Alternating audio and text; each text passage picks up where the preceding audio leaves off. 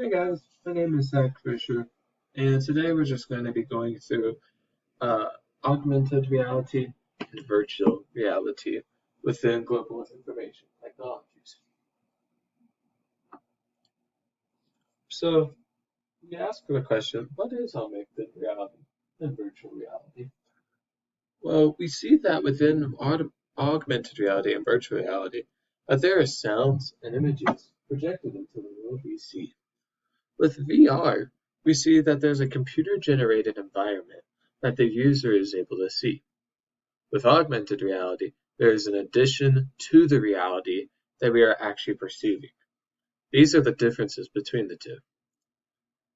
Who uses AR and VR?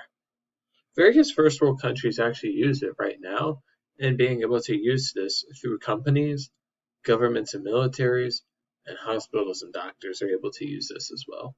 So a lot of good companies and a lot of people that are trying to expand how they teach workers are able to use this. Where can we see this being applied? We see three main areas in this way. We see quality education, affordable and clean energy, industry, innovation, and infrastructure. AR and VR is used to teach new things to students by showing them new perspectives in ways that they couldn't before. And it's an interactive new way for students to learn and showing them a really cool environment in a way they can learn that they were never able to before. With affordable and clean energy, we see this in sustainability, that they're able to also gain a new perspective to create new sustainable technology. And through the industries, we see that there's innovation with aerospace, health, and entertainment. Entertainment being VR with a lot of gaming, health being a lot of different surgeries and stuff, and training videos can be done through AR and VR. And then even with aerospace, with piloting, there's even virtual reality training modules. Why should we use AR and VR? With a SWOT analysis, we can see the strengths, weaknesses, opportunities, and threats. With innovation at its finest, it allows for vast opportunity in various avenues.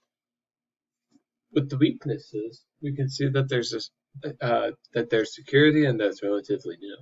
The opportunities, it allows companies to make wiser decisions and see new perspectives. The threats, we see that customer unreliability and media portrayal are the three main threats.